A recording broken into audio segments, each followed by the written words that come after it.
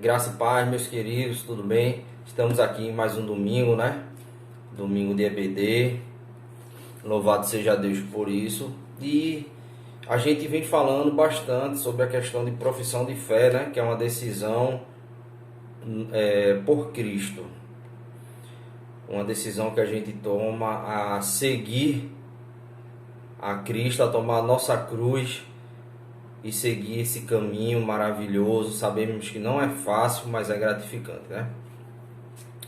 Então, eu venho falando bastante nessa questão de profissão de fé, vim fazendo alguns vídeos e hoje eu quero trazer um exemplo para vocês de uma igreja que ela professava sua fé com a vida e ela vivia em unidade. Uma igreja. E essa igreja é a igreja dos Filipenses, na qual tinha como pastor o apóstolo Paulo.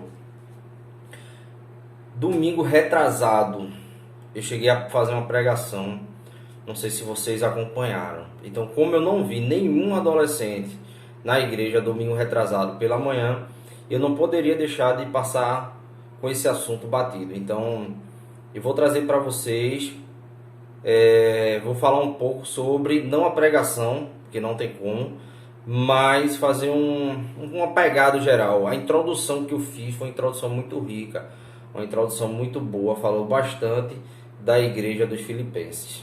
Então é o seguinte, essa bela carta de Paulo aos Filipenses, ela foi escrita enquanto Paulo ele estava preso em Roma, certo? Vocês podem conferir isso lá em Filipenses 1, dos versículos 12 ao 30. Paulo ele teve o seu primeiro contato com a cidade grega, que é a cidade de Filipos. Ele teve esse primeiro contato, também está registrado em Atos dos Apóstolos, no capítulo 16, nos versículos 12 a 15. Onde ali ele conheceu Lídia, a vendedora de púrpura, e Paulo ele teve a oportunidade de pregar e falar do evangelho para Lídia. Assim ela se converteu, abrindo as portas da sua casa, né? E ali nasceu a primeira igreja europeia, que foi na cidade de Filipos. Depois dessa viagem, Paulo fez pelo menos aí mais 2 viagens a Filipos. Após essa viagem que ele fez, que conheceu Lídia e tudo mais, ele depois teve uma outra oportunidade que está escrito lá em Atos 20, de 1 ao 6, que foi uma segunda viagem, e 2 Coríntios 2:13, que foi uma terceira viagem, certo? A primeira, quando ele pregou para Lídia. A segunda, vamos colocar que foi essa que está registrada em Atos. E a terceira, que a gente pode contar, é a que está registrada em 2 Coríntios, no capítulo 2, versículo 13. Então, Paulo, ele chama a igreja de Filipos a viver em unidade, a estar em unidade. E Paulo, ele escreve essa carta, que é mais uma carta de amor aos filipenses. Então ele escreve com bastante alegria. Você vê que é uma carta que ela esbanja alegria. Por quê? Porque era uma igreja que ela estava disposta a sofrer pelo evangelho, a morrer pelo evangelho. É uma igreja que Paulo, mesmo distante, ela nunca deixou de sustentar o apóstolo Paulo. Ela nunca também deixou de apoiar o apóstolo Paulo. Então Paulo ele escreve essa carta na prisão, porém ele não escreve triste por estar na prisão. Ele escreve essa carta de uma forma alegre, feliz, porque ele tinha a certeza da volta de Cristo. O que eu falei, a parousia, não esqueçam. Quando alguém falar para vocês, parousia é a segunda volta de Jesus Cristo. Então podemos observar que essa igreja, ela tinha uma característica muito grande do apóstolo Paulo. Se a gente parar para perceber, toda a igreja ela é a cara do pastor. Se você parar para olhar, toda igreja é a cara do pastor. E a igreja de Filipenses é uma igreja missionária, uma igreja que não tinha medo de pregar o evangelho, apesar das perseguições grandes, e estava disposta a morrer pelo evangelho. E assim era Paulo, que foi preso, morreu pelo evangelho, sofreu pelo evangelho, e essa igreja ela estava disposta a passar por tudo isso. E essa igreja, como eu falei, como ela tinha toda a característica do apóstolo Paulo, e o apóstolo Paulo mesmo distante, elas escutavam tudo que o apóstolo Paulo tinha para falar. Um versículo que destaca bastante essa carta está lá no capítulo 4, que é o versículo 13, que diz: tudo posso naquele que me fortalece. É um versículo que a gente encontra em vários lugares. A gente encontra em caminhões, a gente encontra em para-brisa de carros, a gente vê pessoas crentes e não crentes falando de uma forma,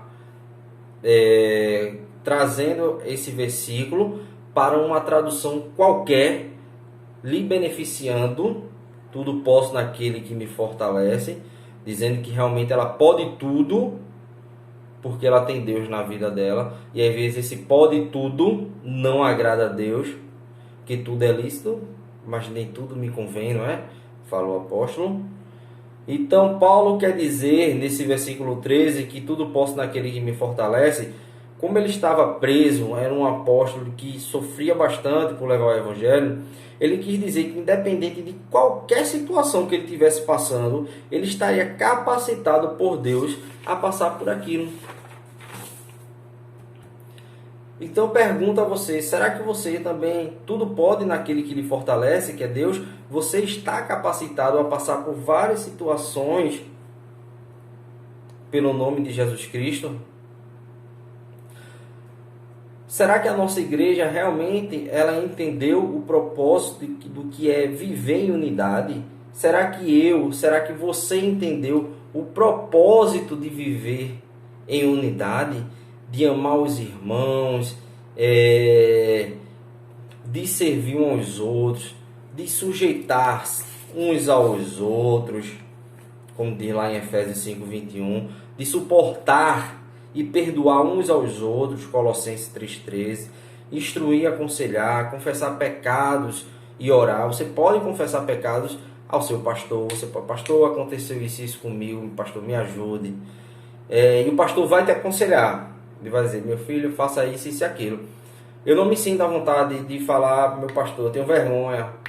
Quebra essa vergonha. Ele é preparado para isso. Ele é preparado para isso, eu digo a você. Mas se quiser falar com o seu líder, também fique à vontade. Porque o seu líder, eu garanto que ele também é preparado para isso. Nós devemos também ser hospitaleiros, receber bem, né, uns aos outros, como Paulo foi bem recebido na casa de Lídia. Consolar e edificar uns aos outros, levar as cargas uns dos outros. Aquela pessoa está muito triste, passando por uma dificuldade muito grande. O que é que a gente pode fazer para ajudar essa pessoa a levar essa carga junto com ela e também ajudar a resolver esse problema na qual ela está passando? Então, tudo isso que eu falei tem referências bíblicas aqui anotadas comigo. Tem referências bíblicas. Também outra coisa que eu preciso falar para vocês é que vocês nunca baixem a cabeça quando uma missão for dada. Por quê? É importante a gente viver em unidade. Quando, por exemplo, agora em missões, vai acontecer a feirinha de missões dia 17, se a igreja não está em unidade, aquilo ali não vai acontecer. A igreja tem que estar em unidade para que a feirinha de missões venha acontecer. Um negócio simples, né? Uma barraquinha, bota seus produtos, vende. Parece ser simples, porque é muito trabalhoso, é verdade, mas é gratificante quando no final a gente vê o resultado e tudo foi para a honra e glória do nome de Jesus Cristo, que é isso que Paulo fazia. Então a gente tem que andar em unidade. E ali nós também estamos professando a nossa fé. Nós estamos externando a nossa fé.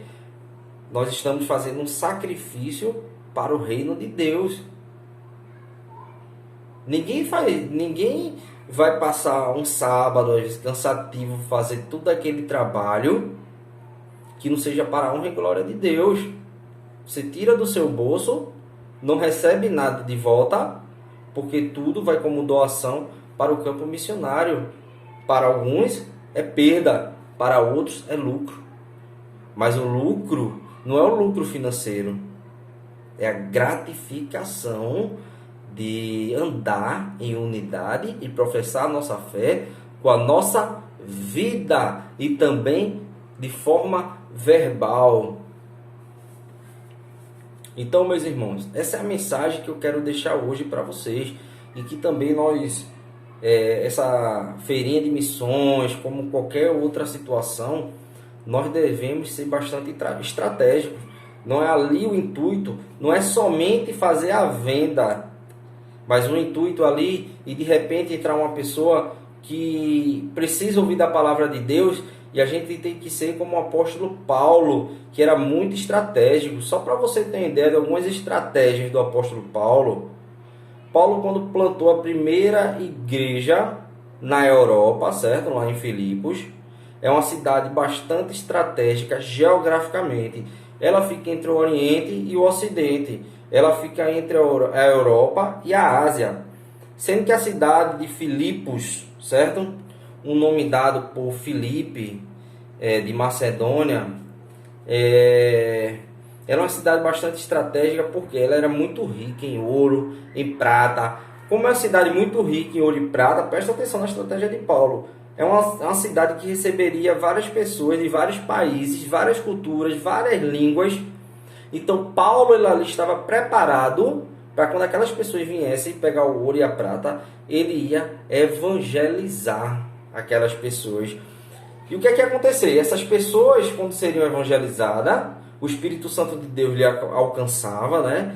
E quando ela voltava para o seu país ou para a sua cidade, o que é que acontecia? Eles ficavam tão maravilhados com aquilo que Paulo pregou, que elas também falavam do Evangelho de Jesus Cristo.